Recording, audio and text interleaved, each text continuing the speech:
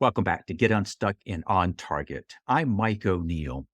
Whether we at Bench Builders are working with supervisors to improve their people skills, or it's me coaching a CEO one on one, getting leaders and companies unstuck is at the heart of everything we do. And that is exactly what this podcast is about.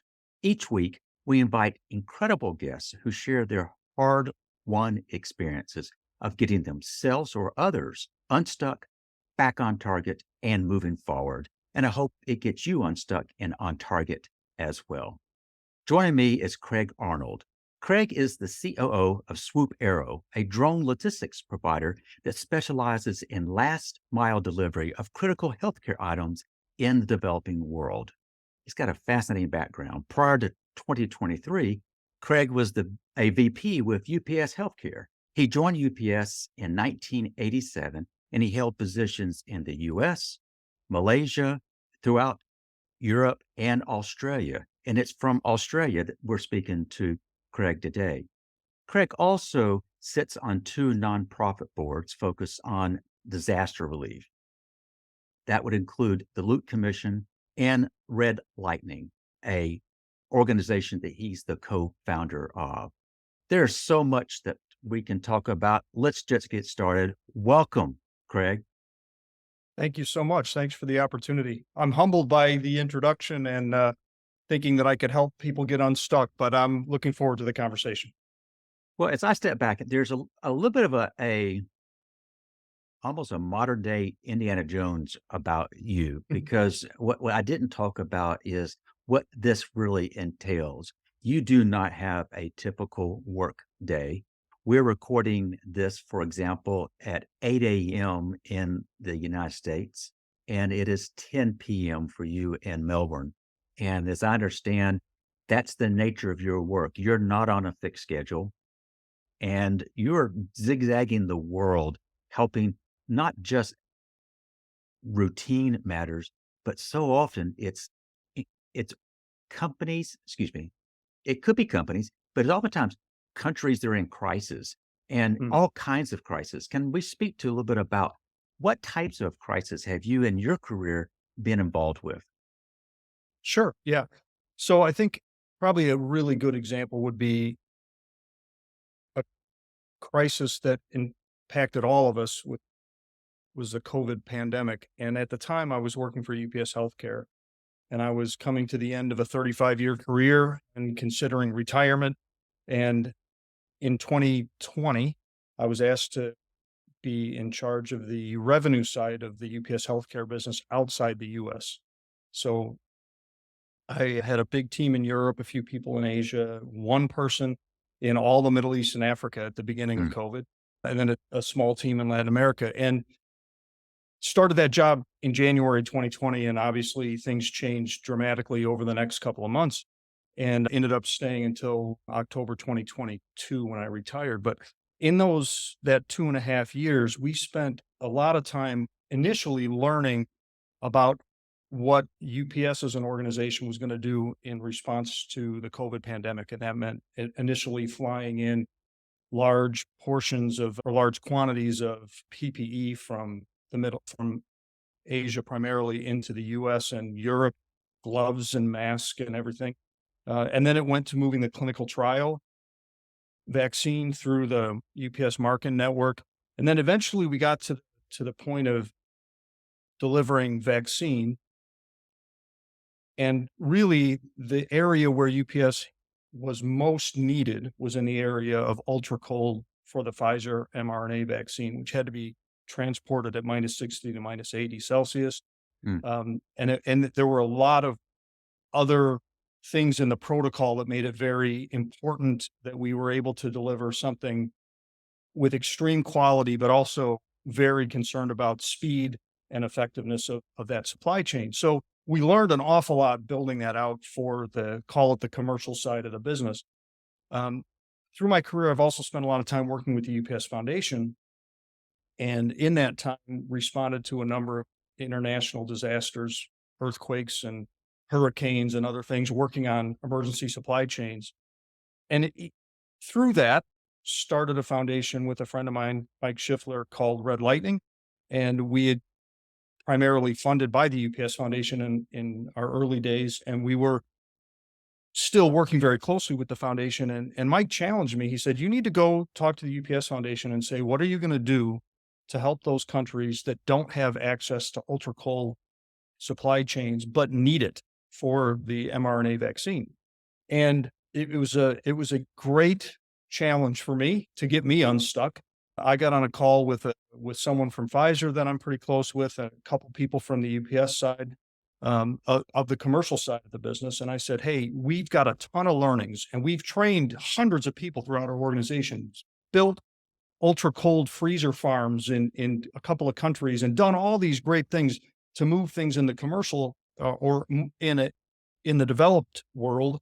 How can we help in these places that don't have that? They don't have that supply chain. They don't have either the oftentimes the understanding and the expertise required to move ultra cold, but also the physical things like freezers that go down to -60 to -80, or dry ice machines, or other things that were needed, vaccine carrying cases and so forth. So that started with getting in touch with ministries of health and just saying, how can we help? What's your plan for if COVAX has allotted a certain amount of ultra cold vaccine for COVID to your country, what's your plan to get it delivered? And what we found was there was another gap, and there was an international response that looked at getting vaccine into capital cities for those countries. And a lot of the countries then had very little infrastructure, especially in sub-Saharan Africa, to deliver from the capital city out to district hospitals, and then even further when you go from district hospitals out to villages. Mhm. And so what ended up happening is we found we had about 16 countries that we worked with, 10 virtual, 6 in person. My first visit was to Malawi, where we met with the Ministry of Health and a number of different people in the central vaccine store and just said, what's your plan? And turns out they were receiving a fair bit of vaccine in the COVAX allocation, but they really didn't have a plan of how to deal with it after it arrived in the capital city. They could only dose about 100,000 people in the country at a time, but they were Mm, receiving 4 million doses of vaccine that had to be mm, stored at -60, -80, and they didn't have the equipment, no dry ice in the country, no ultra cold freezers in the country. So we worked on all sorts of different models in those 16 countries, anything you can imagine, probably, from helping people procure dry ice from other countries, doing things like supplying, and the UPS Foundation was a huge funder and big supporter of this, along with Pfizer, of putting in ultra cold freezers into district hospitals, small portable freezers that could be hand carried, plugged into a cigarette lighter, and driven out to villages, things that just were not in their normal supply chain, but also building out training. So, what does it look like when you receive a dry ice shipment? Because some of the folks in the supply chains would have never done that before. How do you safely open a container that has dry ice in it? And then how do you manage that throughout the supply chain? How do you make sure you stay within the temperature ranges and the protocol of that drug, all the way from storage into the arm of the recipient? And that was for me a really passion filled project. It was really cool to see sort of what I was interested in my non day job and my day job merging together in a really powerful way. In the end, UPS helped fund the delivery of 50 million doses of Pfizer vaccine into developing countries where those countries didn't pay for the transportation. And that was a lot of fun for me. In doing that, I met Swoopero, which is a drone company that was already active in Malawi doing last mile delivery from district hospitals out to rural villages that are like a 4 or 6 hour drive on a dirt road. They're getting there in 30, 40 minutes with a drone. And I thought, well, that's really powerful. And I had some work with UPS, with other drone companies. And one of the things that was different about Swoopero was they were landing on both ends because of the vertical takeoff and landing. They were able to put, for instance, the first thing I saw was PCR tests going from a district hospital out, samples being gathered, and then put back in that same drone, and the drone flying itself back to the district hospital. And I was standing there with the district health officer, and I said, how is this impacting you? And he said, well, that's a 2 day. Normally that would have taken 2 days, and we would mm. have had to dispatch a driver. And they would drive down this road, and some of the pictures of these roads that we drove down just to get the experience and to actually do it. very, very tough infrastructure challenges, and where Swoop Air was just flying right over the top of it, delivering, and the mechanism is built in a way, and the processes are such that the work itself is quite easy on the other end. You press a button, the lid pops open, you take out the cargo, you do what you need to do, you put it back in, you close the lid and press a button. The system boots back up, checks to see if it's safe, and then flies itself using the GPS coordinates back to where it came from. So that bi-directional piece was something that our other providers in the drone space for UPS weren't doing at the time. And so that was really exciting for me, and so that's how I ended up with Swoopero. I retired from UPS in October 2022 and started straight away with Swoopero. So, yeah, it's fun. I'm sitting here wanting to ask more follow-up questions regarding logistics because Sure. what you're describing is very complex, but I want to resist that temptation. And if you will allow me, when I'm listening to you describe logistics, what I'm hearing is a lot of analysis, kind of a head issue. I like to go back to a word you mentioned very quickly, and that was passion.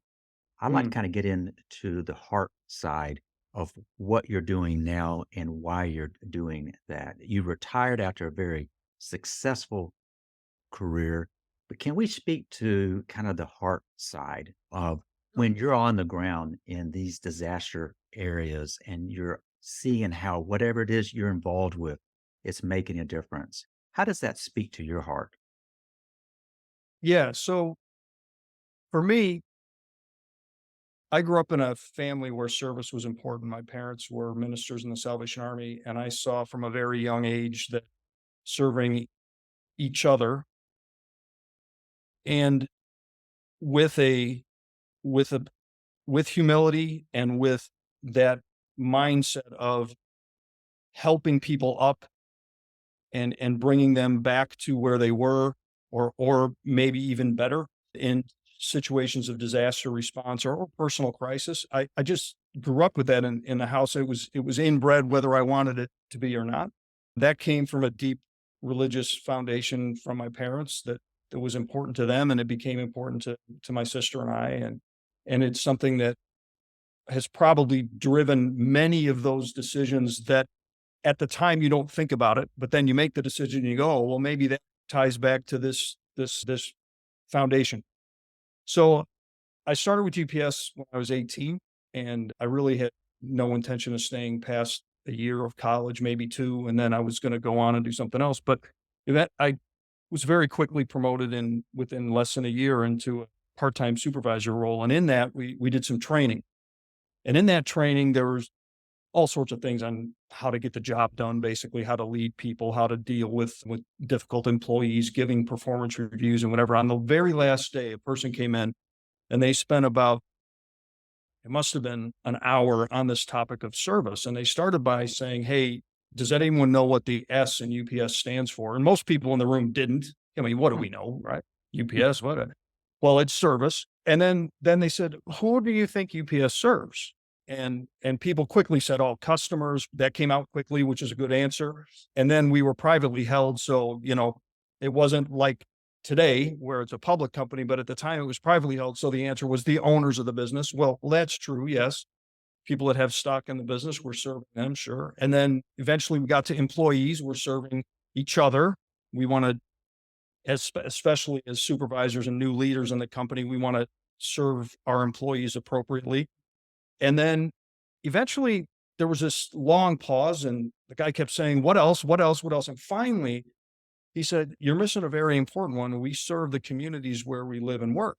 Hmm. And I remember thinking, well, that's kind of aligned with my upbringing. That's kind of aligned with this area of service that the Salvation Army was doing. And that was the first time I thought, well, maybe I might give this more than just a year or a year and a half of part-time work while I'm at school. And really that's been instilled in the UPS environment really from the very beginning. It was yes, it's important that we're delivering a service that people want to pay for and that delivers profit, and those things are really important. But it's equally important that we do that in an ethical way and that we do it in a way that not only delivers advantages to our customers, but also looks for ways to give back. And this seems to be a really nice catchphrase in the last 20 years that we're going to give back and whatever. That was something that UPS has been doing forever. And so when I got to know the foundation a little bit, and the foundation is funded by employee donations and also some other fundraising, but that money given back to the community is, for a number of years, UPS was the largest donor to the United Way, over $80 million a year, and Mm, just a really significant amount of concentration on giving back in an appropriate way.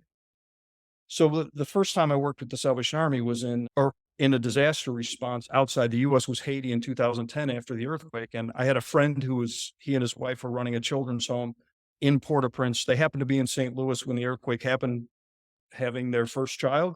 mm, But when the earthquake happened, I called him and I said, "What are you going to do?" And he says, "I'm going back because I can't get in touch with any of the other people in Port-au-Prince that would know the condition of the home and the children in it." They had 46 kids, I think, at the children's home at that point. And so he said, "The Salvation Army is letting me go back.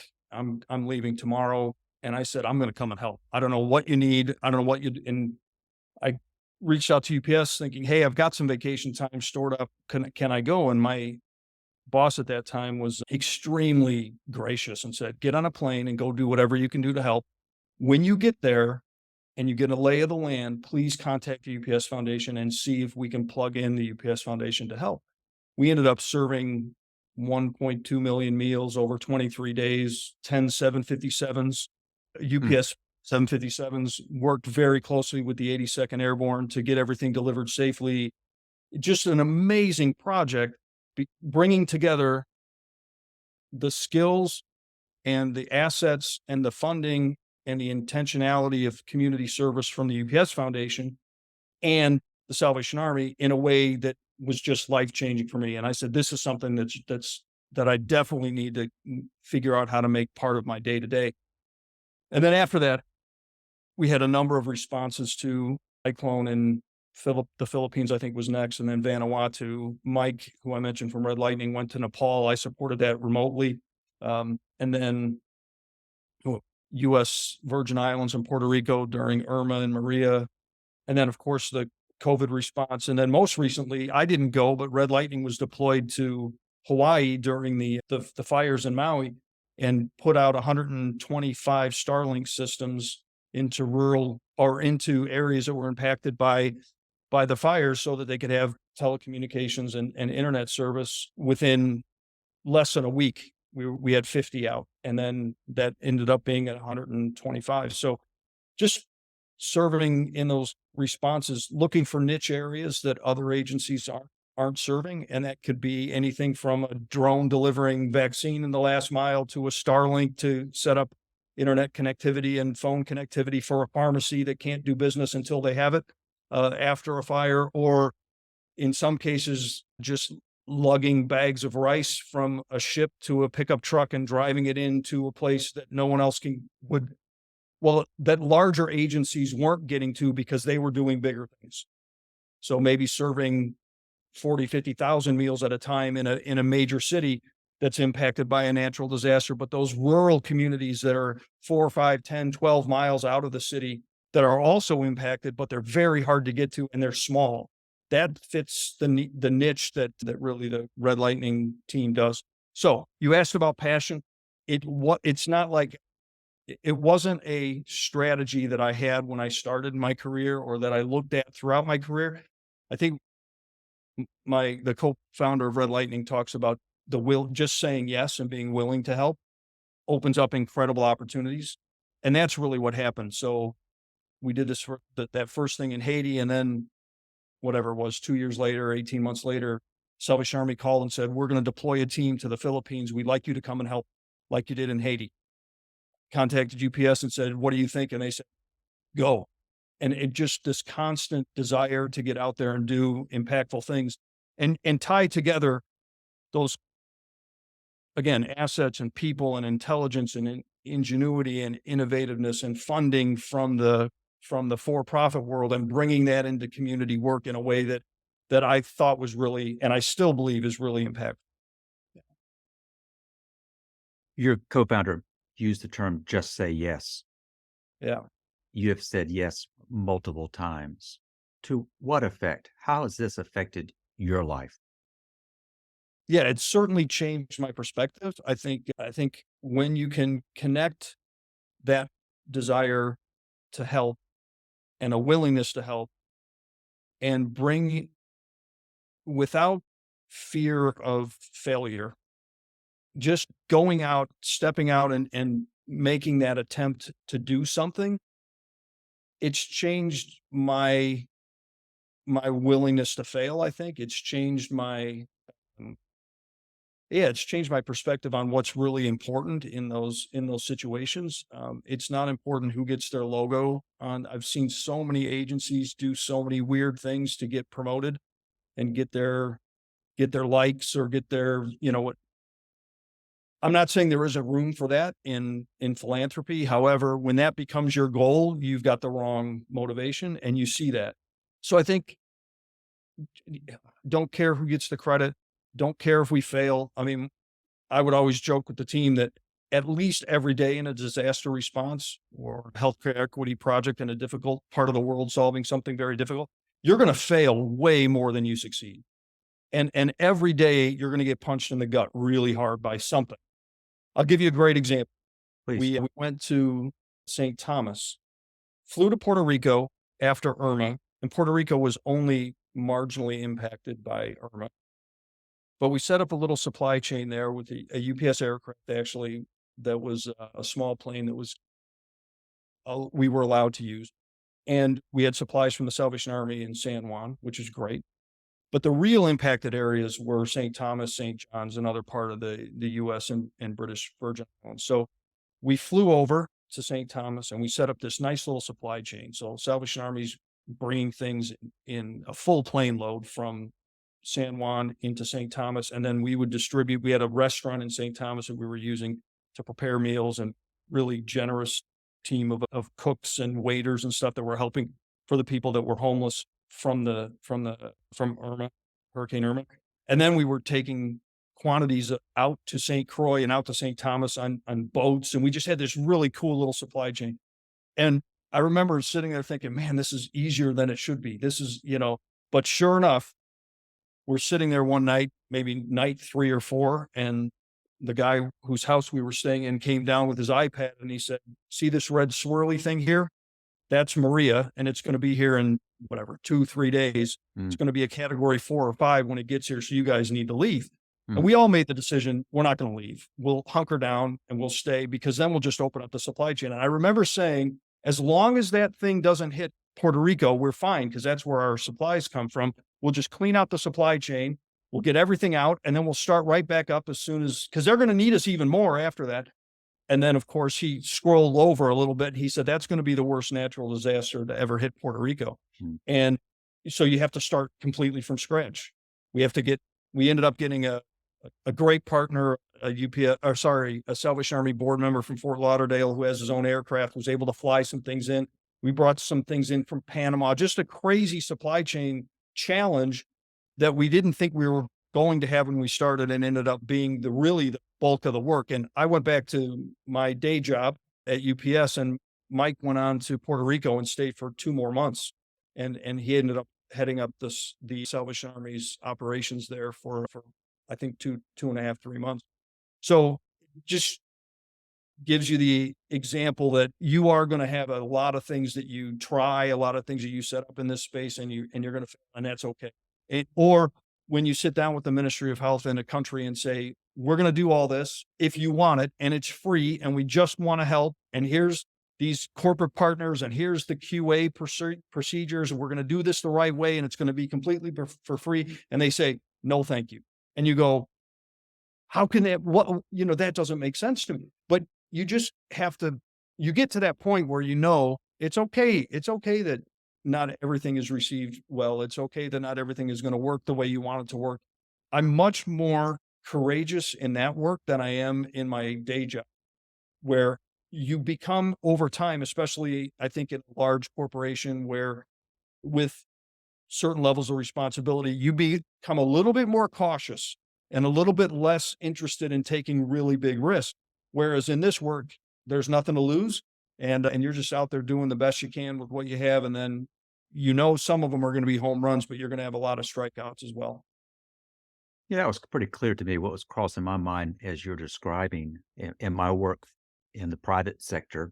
There's a reason why the organization exists. Profitability is one of those things, but the collective mindset is minimize risk. Mm, And if you minimize risk, what that means is you're less likely to take a chance. And what I'm hearing you say is that, at least in your experience, in the work that you are doing and the organizations that you all partner with, you realize mistakes will be made, but you're doing things in some cases that have never been done before. yeah, And if you get wrapped around about the impossibilities, it won't get yeah. done. Could I go back to something you said a moment ago? And that is, you go, you sit down with a health minister and you describe, we are happy to offer these things, no strings attached, no cost. And they say no.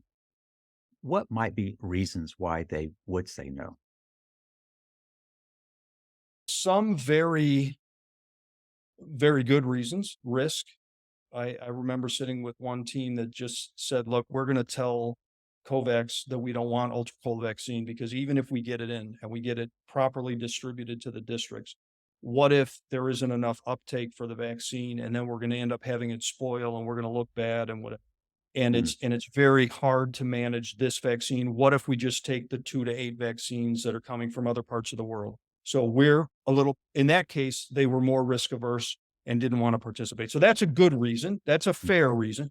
mhm, Other reasons, maybe not so much. Maybe local inappropriate contracts, maybe things where there's a fear of the West coming in or a fear of someone coming into that would want the credit or that would wanna take away from that minister's department's position. That's something that you run into a bit.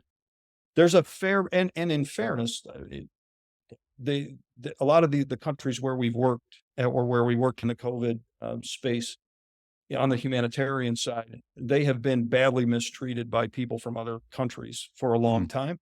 And so there is a little bit of distrust that even though you really are trying to help, it's there are going to be some people that just are not going to trust you. And that's okay. And that's again, that's where I think about the things that I've learned in doing this work as opposed to sort of the day job corporate work. It's okay to put out a number of things and not have them hit. That's okay because the ones that do hit are going to be really impactful, and they're definitely life-saving projects that happened as a result of 2 or 3 things failing first, and eventually you find the right solution, or you find like in Haiti is a good example. In our initial response working with the Salvation Army, we had some grand plans that never happened, but they led to this relationship where we had security concerns in the first couple days, so we tried to distribute food to a large group of people, 15,000 people in a soccer stadium. And as we were trying to deliver food, we had appropriately requested security support from UN agencies, or from UN troops, and they were stretched too thin, and they would send a couple of people to control massive crowds, and eventually, after 2 pretty nasty events trying to get things done, we stumbled upon an avenue to engage with the 82nd Airborne, and then the 82nd Airborne came and helped with security, and what we ended up putting in was a very good supply chain with UPS on the origin end. We had about 100 people working for us on local people working for us doing the unload of the aircraft and the loading into trucks, and then we had the 82nd Airborne doing, security with us, and it was just it took probably 2 pretty tough failures for us to get to that point. But when we got to that point, it was repeated 9 other times.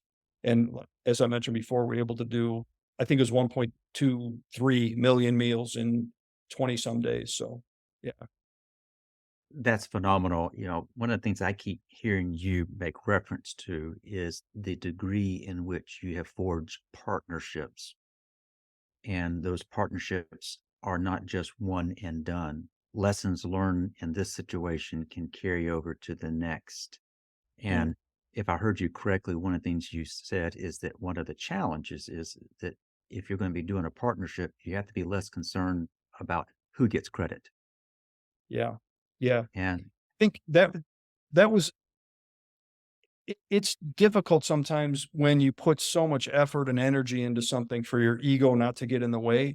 mm, But I've seen so many people fail in humanitarian projects because their own importance becomes a stumbling block to getting work done. And I won't mention agency names, but I've seen agencies literally fly in their CEO to a disaster, ground the airport for an hour while politicians come out, they take a picture, and then they get in their private jet and fly off. And you're like, is that really? And their argument would be, well, yeah, but we're raising a ton of money by doing that. Well, okay, I'd rather have 3 more cargo planes full of, medicine, water, and food and shelter kits arrive than using that time for this. But you see that a lot, unfortunately, and so it's something I think I've battled internally, and I really try to make sure that to ask myself in any decisions that I'm making in those places, is this am I making the decision to get the things done that need to get done, or am I making this decision to make my brand, personal brand, or the brand of Swoop Arrow or Red Lightning or even the Loop Commission look better? Because if it's the latter, that's the wrong motivation, and eventually you're gonna fail, eventually. So, yeah, it's a really it's humbling when you do it right and it works, and then you look back and you go, "Wow, by getting out of the way, we were able to do that," but it does take some risk.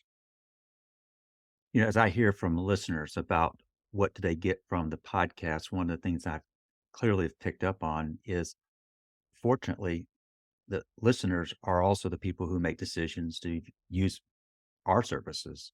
These are key decision makers. And what you've just shared today is how that approach in a leadership setting can end up being much more effective Yeah, because the ego gets out of the way and you step back and say, what is in the best interest of fill in yeah. the blank with, Yeah, I think Oh, sorry to interrupt. I yeah, was just gonna say that definitely translates not just into humanitarian work. It absolutely translates into the boardroom. It translates into your team meetings. It translates into your one-on-one interactions with people that work for you, your vendors, your customers. I, in fact,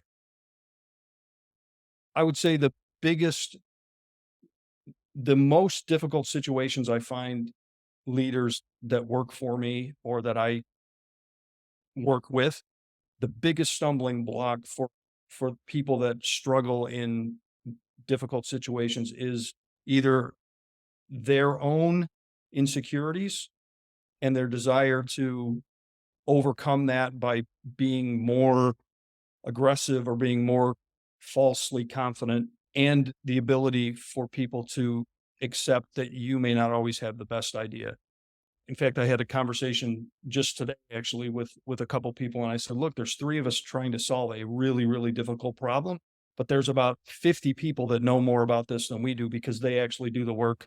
hmm, So, let's get some of them in a room and let's just present a problem and let them solve it for us." And we might find that they don't have a great idea between them. Maybe there isn't an innovation there, but I do know this, 50 people are smarter than 3.